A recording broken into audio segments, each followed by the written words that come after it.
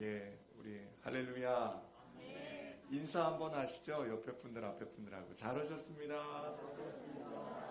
네, 네, 너무 잘 오셨습니다. 네, 추석 연휴가 될 때마다, 그리고 뭐 설 연휴가 될 때마다 여러분, 저는 여러분들에게 꼭 이 말씀 한 번씩 드리는 것 같아요. 그럼에도 불구하고 감사합니다. 그럼에도 불구하고 감사합니다. 이게 누구의 신앙이에요? 바로 우리 하나님을 믿는 기독교인들의, 크리스천의 감사예요. 우리는 무엇인가 조건을 가지고 감사하는 것이 아니라, 세상의 조건을 바라보는 것이 아니라 그저 하나님이 나를 불러주시고 나를 자녀 삼아 주셨음에 기뻐하고 감사하는 것이 바로 감사의 절기입니다.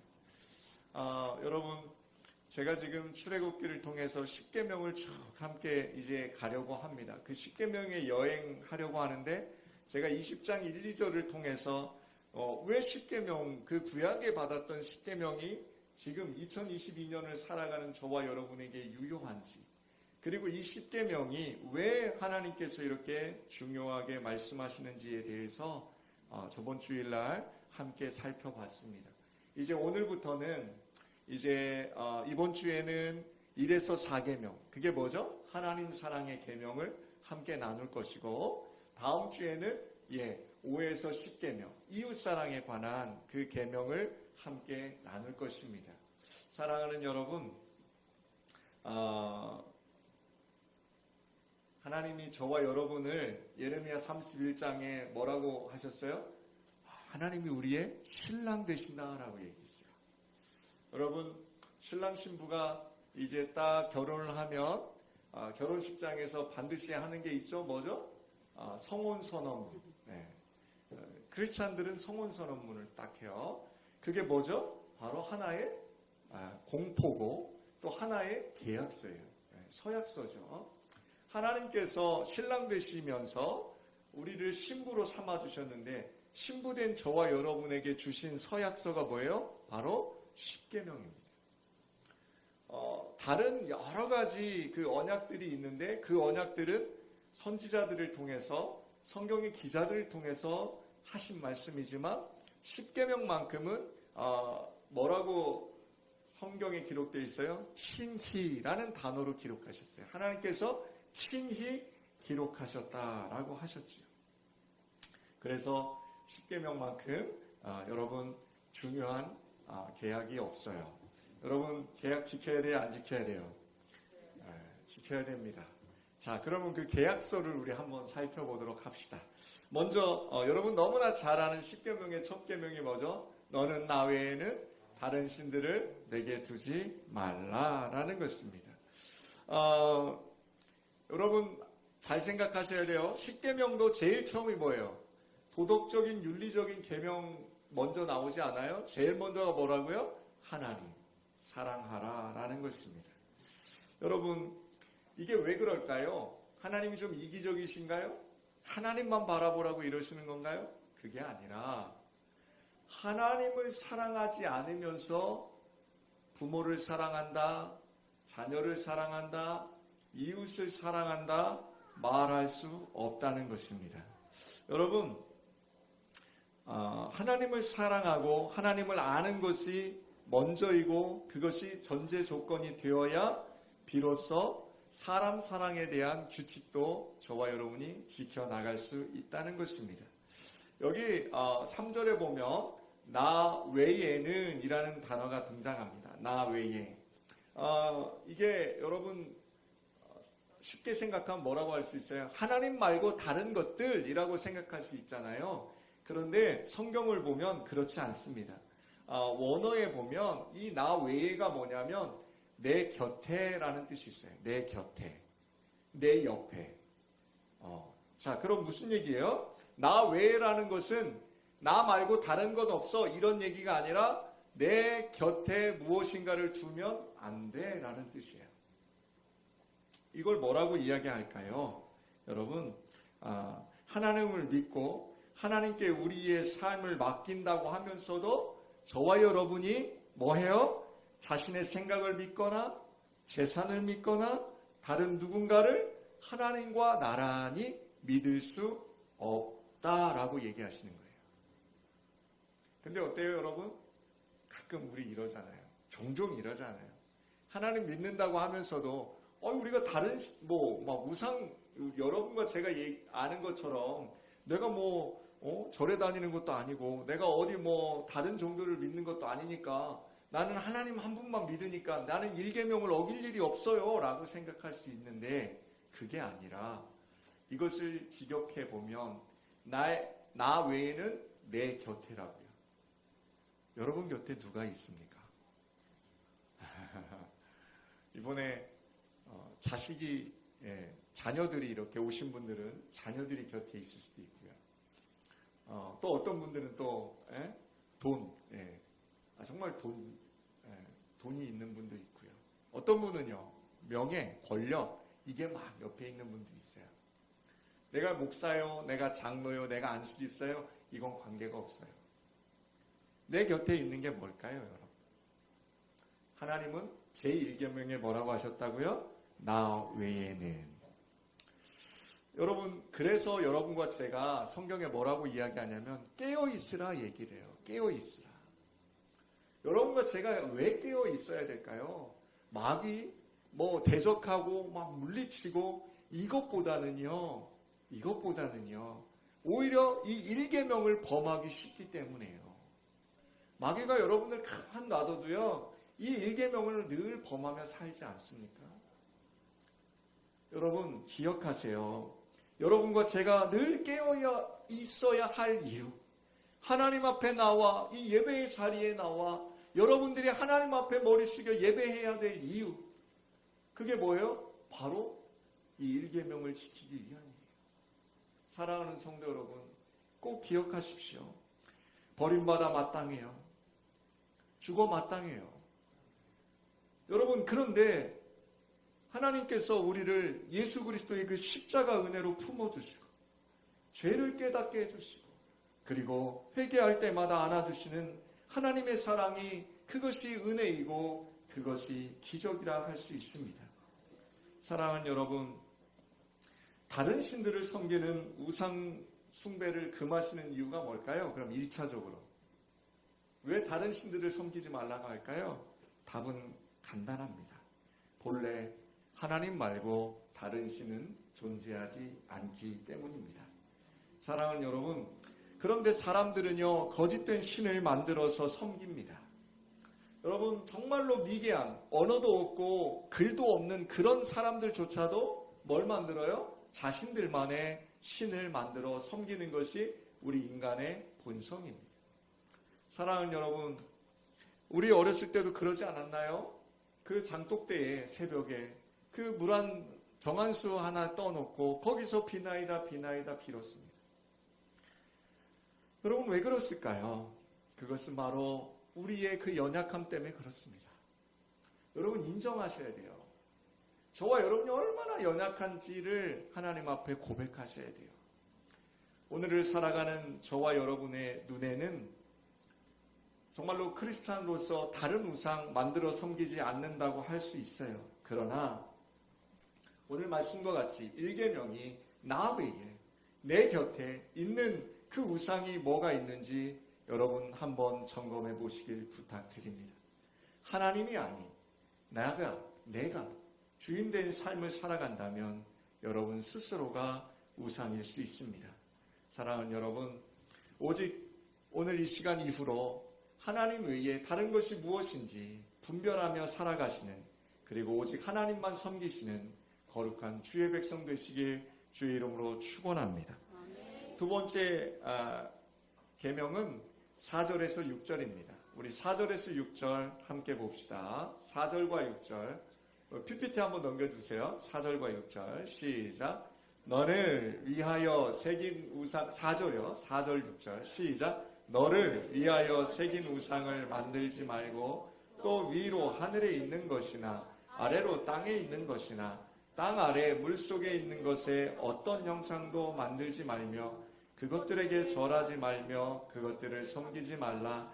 나 내 하나님 여호와는 질투하는 하나님인즉 나를 미워하는 자의 죄를 갚되 아버지로부터 아들에게로 3, 4대까지 이르게 하거니와 나를 사랑하고 내 계명을 지키는 자에게는 1000대까지 은혜를 베푸느니라. 아멘.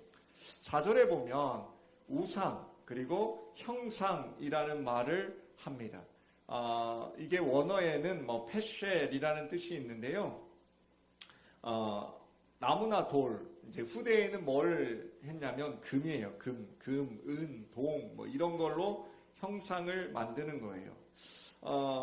여기서 지금 이 1차적인 말은 하나님의 형상이란 뜻도 있고요. 또 다른 의미는 우리 사람이 만들어 놓은 다른 신들의 형상이라는 의미일 수도 있어요. 이게 두 가지 다 의미가 있어요. 무슨 얘기냐면 하나님의 형상을 깎거나 새겨서 만든 것도 여기 지금 이계명에 나오는 우상이에요. 여러분 잘 들으셔야 돼요. 내가 이게 하나님이야 하고 하나님의 모습을 만들어 놓은 것도 십계명의 2절에 우상이에요. 그리고 하나님이 아닌 다른 것들을 깎아서 만들어 놓은 모든 것들은 다 우상이에요. 이 두 가지 의미가 다 있어요. 이계명에는요. 사랑하는 여러분, 하나님은 왜 그럴까요?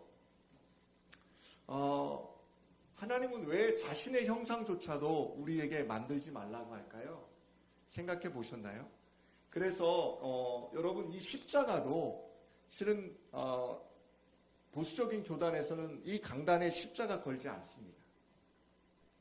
이 십자가가 강대상에 걸려있지 않는다고 해서 여러분 이상하게 생각하지 마십시오.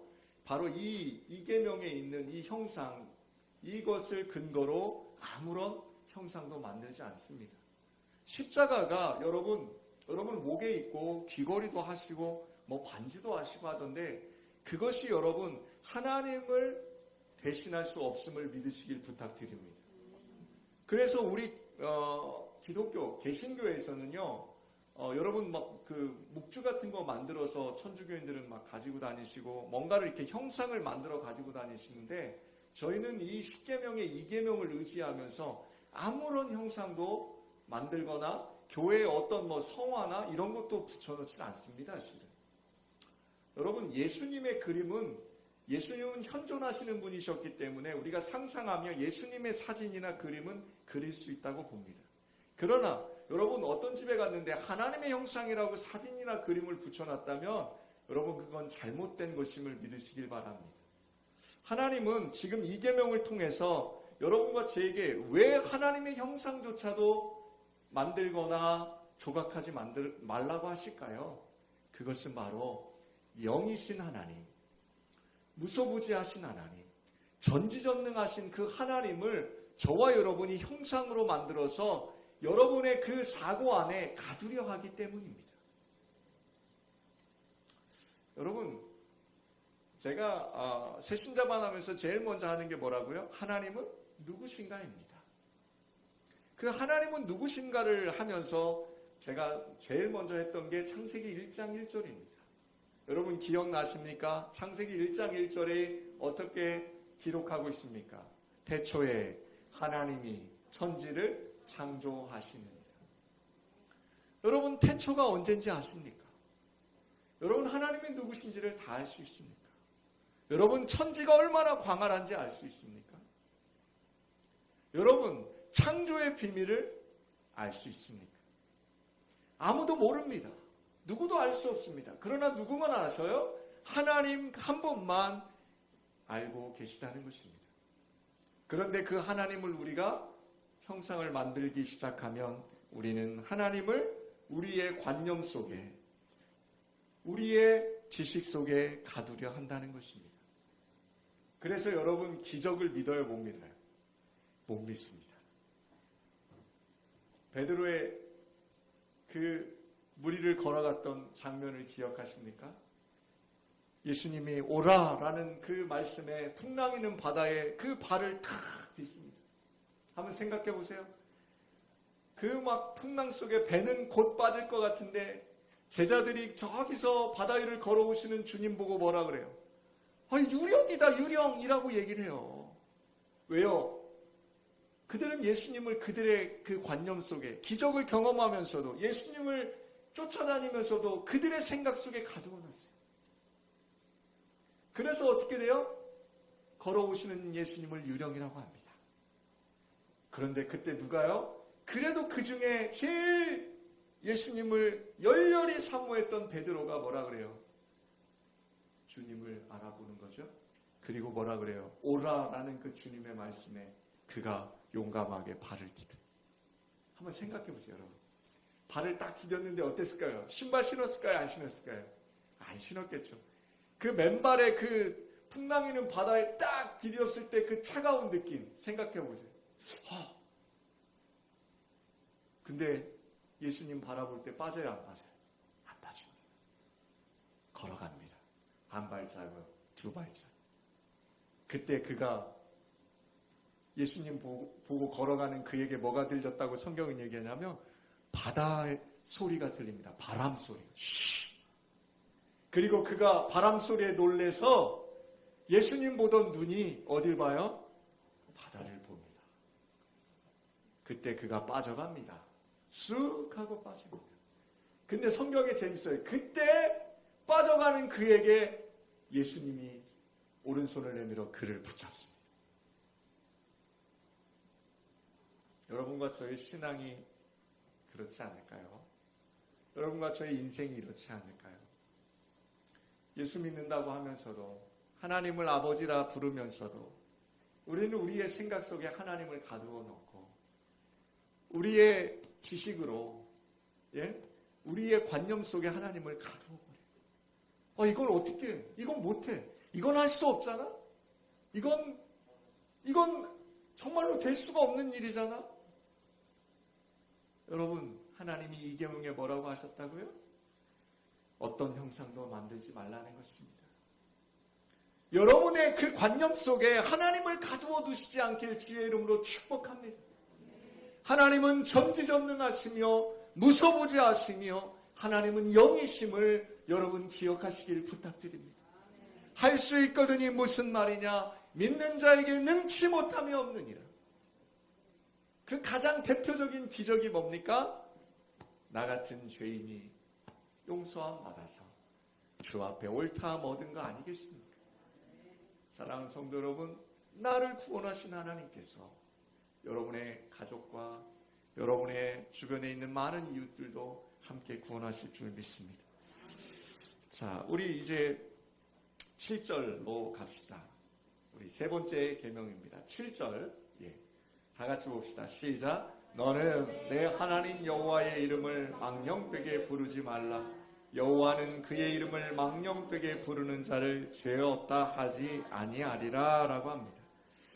여러분, 소망이와 사랑이의 이름을 지으면서 하나님과 이웃의 소망이 되고 그리고 사랑이 되고 또 사랑받는 사람이 되고 또 소망을 갖는 사람이 되라고 그렇게 이름을 지었습니다. 그런데 소망이와 사랑이는 자기들의 이름에 동의한 적이 없습니다. 그런 인생을 살고 싶다고 저나 아내에게 이야기한 적도 없습니다. 여러분, 이름을 짓는다는 그 행위는요, 이름을 짓는 존재가 강제적으로 자신의 뜻과 원함을 이름 지음 받는 대상에게 투영하는 행위입니다. 즉 쉽게 얘기하면 주체가 누구가 돼요? 이름 짓는 사람이 주체가 되는 것이고요. 그 대상은요, 이름 지음을 받은 사람들은요, 그 주체의 종이 되는 것입니다. 여러분, 성경에 나오는 많은 하나님의 사람들이요, 하나님으로부터 새로운 이름을 받습니다. 아시죠? 아브라함이 아브라함으로, 그렇죠? 네. 많이 그런 이름들이 나옵니다. 왜 그랬을까요? 바로 하나님께서 방금 제가 말씀드린 그 이유예요. 내가 너한테 이름을 주는데 앞으로 너는 그 이름대로 살아가야 되고, 그리고 그 이름을 내가 주었으니 너는 나의 뭐라는 거예요? 종된 자라는 거예요. 여러분과 저에게 하나님이 새 이름 주셨습니다. 여러분, 가끔 보면 이름 개명하실 때 성경에 있는 인물로 이름들 개명 많이 하시더라고요. 특히 뭐 목사님들 중에 그런 분들 많아요. 그 이름에 그 개명한 이유도 뭐겠어요? 그런 이유겠죠. 그런데 여러분 이름 개명하지 마세요. 여러분과 저에게 하나님이 이름 주셨어요. 어떤 이름이에요, 여러분? 바로 성도라는 이름입니다. 여러분, 그 성도라는 그 이름 가지고 우리가 하나님 앞에 서야 함을 믿으시길 부탁드립니다. 여러분, 목사로 가는 거 아닙니다. 권사로 가는 거 아닙니다. 장로로 가는 거 아닙니다. 여러분과 저를 구원하신 그 하나님께서 여러분과 저에게 주신 거룩하신 이름은 바로 성도라는 것입니다. 사랑하는 성도 여러분, 여기 지금 하나님께서 하나님으로부터 새로운 이름을 받고 그 새로운 이름의 내용을 증거하는 사람으로 하나님의 강제적인 은혜에 의해 여러분과 저를 이끌어 가십니다. 그런데 여기 지금 세 번째 계명이 뭐예요? 하나님의 이름을 망령되게 부르지 말라라는 뜻입니다. 여러분, 망령되다라는 이 단어는요, 비어있다, 거짓되다라는 뜻입니다. 거짓되다, 비어있다. 여러분, 하나님이 왜 이 계명을 주셨느냐? 하나님이 가르쳐 주신 이름이 아닌, 하나님이 가르쳐 주신 이름이 아닌 다른 이름으로, 거짓된 이름으로 하나님을 찾지 말라는 것입니다. 무슨 얘기일까요? 제가 하나님이 누구신지를 여러분과 함께 알아가는 것이 왜 중요하다고 얘기했어요? 여러분의 아버지의 이름을 몰라요. 여러분의 아버지가 어디서 태어났는지도 모르고 여러분의 아버지가 어떤 삶을 살아왔는지도 전혀 몰라요. 그리고 다른 얘기예요. 그랑 똑같아요. 아버지 한자를 모르는 아들을 뭐라고 세상이 얘기해요? 아버지 없는 자식이라고 욕합니다. 여러분이 하나님이 가르쳐 주신 대로 하나님을 아셔야 돼요. 여러분, 하나님은 여러분과 저에게 두 가지를 통해서 말씀하시죠. 첫 번째는 뭐예요? 이 세상 만물을 통해서 하나님은 저와 여러분에게 하나님이 이 세상 만물을 질서 가운데 다스리고 있음을 이야기하십니다. 두 번째는 뭐예요? 바로 이 성경 66권을 통해서 하나님은 하나님 되심을 말씀하십니다. 그런데 여러분, 참 자연에 나가서 하늘 좋다, 야, 달 예쁘네 이래요. 그런데 세상 사람들은 달이 예쁘고 하늘이 예쁘겠지만 우리 성도, 하나님을 아버지라 부르는 저와 여러분은 뭐라 그래야 돼요? 이야, 이 하늘을 지으신 하나님은 너무 아름다우십니다. 야, 이 보름달 봐. 이 달을 만드신 하나님 얼마나 우리를 사랑하시는지 몰라. 너무 감사하다. 그 자연 속에서, 부는 바람 속에서, 내리쬐는 햇빛 속에서, 여러분이 마시는 이 공기 속에서 하나님이 살아계심을 여러분 날마다 기억하시길 부탁드립니다. 근데 그건 우리가 할 수 있어요. 그렇죠? 의식적으로. 근데 성경은 어떻게 해야 돼요? 보셔야 될 거 아니에요? 들으셔야 될 거 아니에요? 보고 듣고 한다고 이게 잘 모르면 어떻게 해야 돼요? 또 공부하셔야죠. 왜요? 우리 아버지가 누군지를 알아야 되니까요. 성경에 있는 하나님을 잘 모르면서 어떻게 하냐면 자기가 아는 하나님을 막 얘기해요. 이게 뭐예요? 망령되이 하나님을 아는 거예요. 야, 나 꿈에서 하나님 만났어. 근데 하나님이 야, 백인이던데? 야, 백인이야 막 하나님. 이건 어떤 거예요? 하나님 망령되이 이야기하는 거예요. 하나님은 형상도 없으세요. 여러분, 그래서 여러분과 제가 성경에 대해서 알아야 돼요. 그래서 여러분과 제가 우리 지금 성경 공부 세신자반, 성숙자반, 여러분 이제 사명자반도 이제 할 텐데, 여러분 이런 성경 공부를 우리가 왜 교회 가운데서 열심히 해 나가야 되냐면 바로 이 이유예요. 세 번째 계명인 하나님의 이름을 망령되이 부르지 않기 위해서라는 거예요. 사랑하는 성도 여러분, 꼭 기억하세요. 여러분, 거짓된 하나님의 이름을 부르는 이유가 뭘까요? 나의 뜻과 나의 바람을 관철시키기 위해서 하나님을 이용하지 말라는 것입니다. 다른 사람들에게 막 과시하고 싶고 다른 사람들에게 뭔가를 여러분 관철시키기 위해서 하나님을 이용하지 말라는 것입니다. 사랑하는 성도 여러분, 기억하십시오. 하나님께서는 반드시 성도의 삶을 저와 여러분에게 살아가라 명령하셨습니다. 여러분, 요한계시록에요, 참 재밌어요. 우리가 모두 다 흰돌을 받아요. 흰돌. 그 흰돌 받는데 그 흰돌에 써져 있는 게 뭔지 아세요? 성도라는 글씨가 새겨져 있다는 거예요. 기대가 안 되십니까?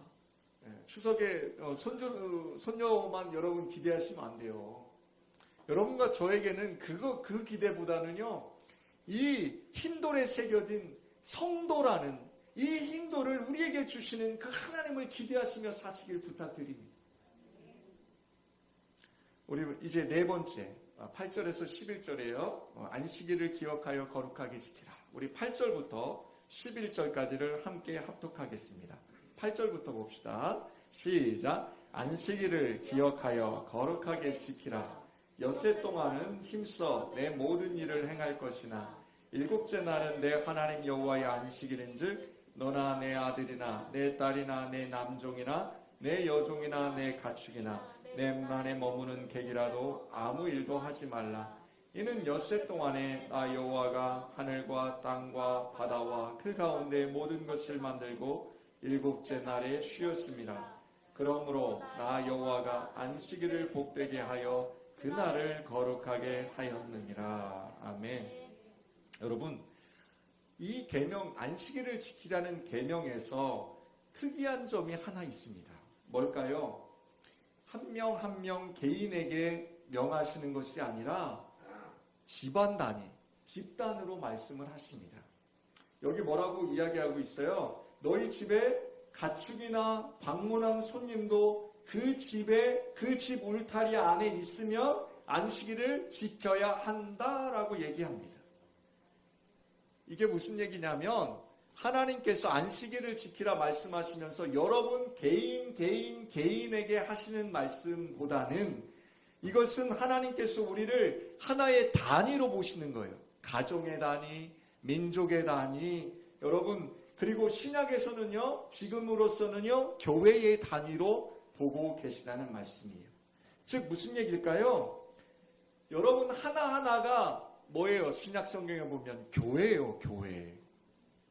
여러분을 성전이라고 하세요. 그 성전된 여러분들이 지금 하나하나 모여서 이렇게 예배당을 만들어 가는 거예요.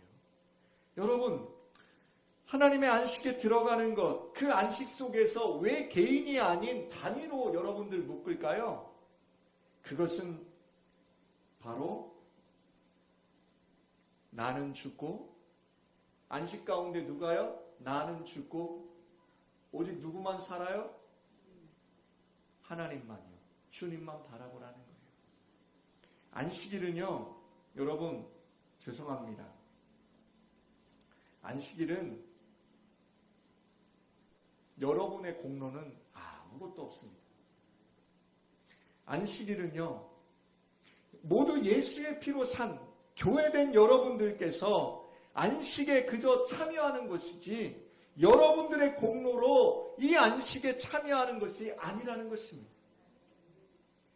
이 안식일에 참여하는 자격은요, 예수 그리스도의 그 십자가 공로밖에 없는 것이지 여러분의 그 공로로 참여하는 것이 아니라는 것입니다.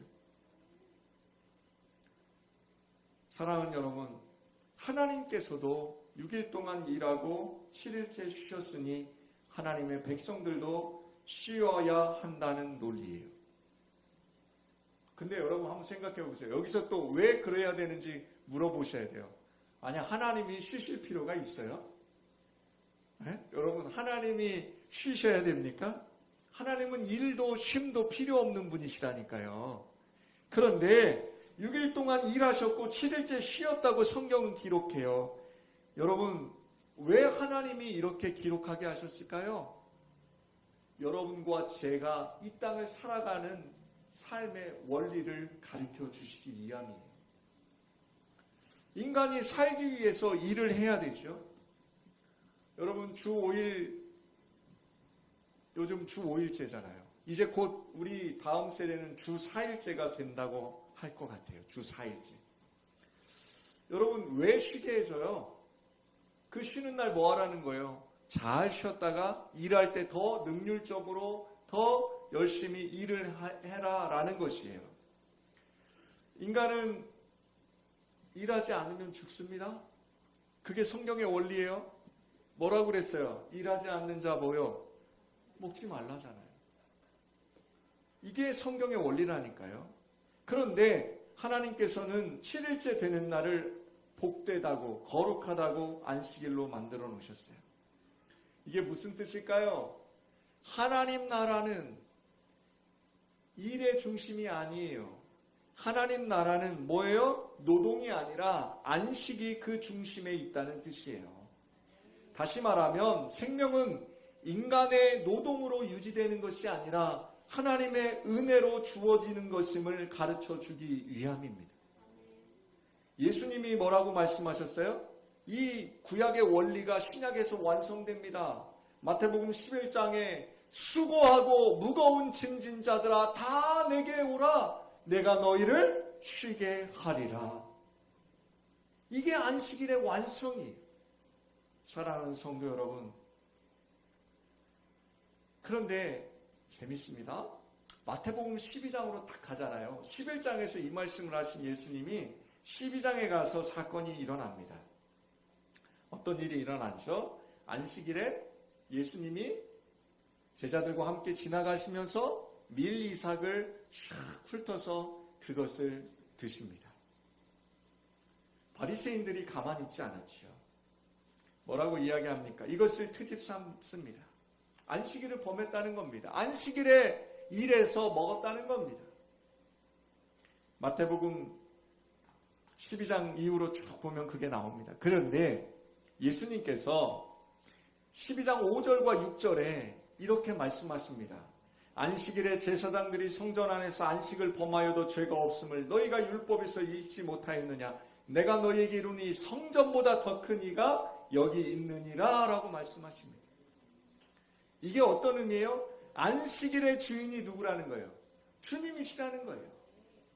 그 안식일의 주인 되시는 주님과 함께 있으면 너희들의 행위가 관계 있다는 거예요? 없다는 거예요? 없다는 거예요. 안식일의 주인 되시는 주님과 여러분 함께 계시는지 여러분 살펴보시길 부탁드립니다. 이게 안식일을 거룩하게 지키라는 거예요.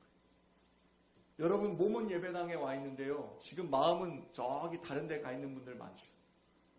온라인으로 예배하면서도 여러분 온라인 예배 들으신 분들 제가 알아요. 그런데 여러분 온라인 예배하면서도요. 참 어려운 게 뭐냐면 현장 예배 아니고 온라인 예배하다 보면 주변에 있는 것들에게 마음을 많이 뺏겨요. 그래서 가능하면 예배당에 모여서 예배합시다 하는 거예요. 그래도 예배당 안에 오면 뭐가 돼요? 조금은 주님께 마음 둘 수 있으니까요. 그런데 중요한 사실, 그 안식일을 거룩하게 지키라 하시는 그 주님께서 안식일에 대해서 하시는 말씀은 뭐라? 안식일의 주인과 함께 있느냐는 거예요. 지금도 군인, 경찰, 소방대원 24시간 365일 정말로 쉴 틈 없이 그 자리를 지켜야 하는 분들이 많습니다. 여러분 그분들이 오늘 예배당에 못 온다고 해서 안식일을 범하는 게 아니라는 겁니다. 근데 중요한 사실이죠. 뭐 할 때? 안식일의 주인 되시는 주님을 의지하며 나라를 지키고 안식일의 주인 되시는 주님을 의지하며 자기들의 맡은 바 일을 묵묵히 해나간다면 그것은 안식일이라는 것입니다. 사랑하는 여러분, 내가 율법을 열심히 지켜 안식에 들어가겠다고 생각하는 것은 여러분 이 계명을 어기는 거예요. 여러분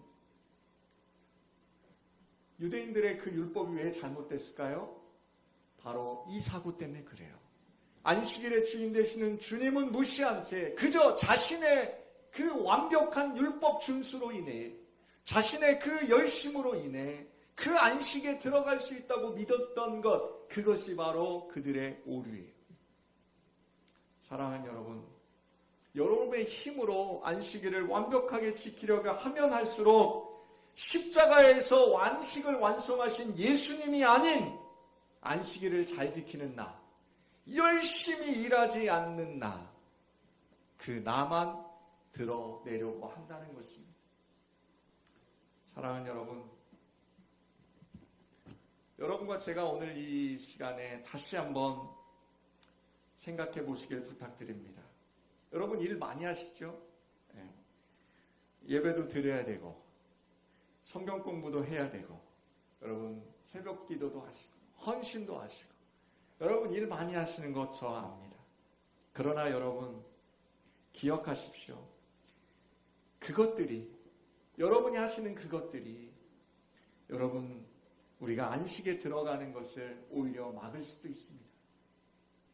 여러분 안식일의 주인 되시는 주님을 바라보기보다는 여러분이 그것들의 의가 됩니다. 나는 성경을 몇 번 썼어? 나는 40일 기도를 했어? 나는 직책이 뭐야? 나는 어떻게 했어? 나는. 여러분 그 나는이 아닙니다. 이 안식일의 주인 되시는 그 주님을 바라보셔야 돼요. 그것들이 의가 되면 안 돼요. 사랑하는 성도 여러분, 이제 여러분의 불가능함을 보시길 부탁드립니다. 나는 할 수 없습니다. 나는 아무것도 아닙니다. 그 나싱의 자리로 돌아가시고 다시 주님을 바라보시는, 그러면서 진정한 안식을 누리시는 여러분 되시길 주의 이름으로 축복합니다. 말씀을 맺겠습니다. 이스라엘은 여러분 40년 동안 광야 생활했잖아요. 그런데 광야 생활하는 동안 먹은 게 뭐예요? 만나 먹었잖아요. 만나. 그들이 하늘에서 그 만나가 내려왔어요. 그렇죠? 그 만나를 주신 이유가 뭐예요, 여러분? 너희들의 생명은 이 광야 같은 땅에서 살 수 없다는 거예요. 너희들의 생명은 어디를 바라봐요? 하늘 바라봐야 살 수 있다는 거예요. 하늘에서 내리는 은혜를 우리는 먹고 산다는 거예요. 여러분 죄송합니다. 여러분 생명 누구의 것입니까? 주님 것 아닙니까? 하나님 것 아닙니까? 하나님이 여러분 여기까지 오게 하셨지 않습니까? 근데 여러분 지금도 그 하나님 의지하지 않고 직접 살아보겠다고, 특히 우리 젊은이들, 우리 많은 사람들, 아니 뭐 늙거나 젊거나 그 관계없는 것 같아요. 우리가 다 그러고 있지 않습니까? 내가 직접 살아가 보겠다고 열심히 살지 않습니까? 이번에 여러분 그 태풍 속에 그 포항의 그 지하주차장에 갔던 그 모자가 국민일보 일면에 났더라고요. 아들아 너라도 살아라. 그 10대의 아들, 그 붙잡고 있는 아들, 그 두 모자가 들어간 거예요. 차를 빼러. 어머니가 힘에 겨워하니까 아들이 어머니를 어떻게든 해보려고, 이 젊은 아이가 어머니를 어떻게 하니까 어머니가 그랬대요. 아들아 너라도 살아.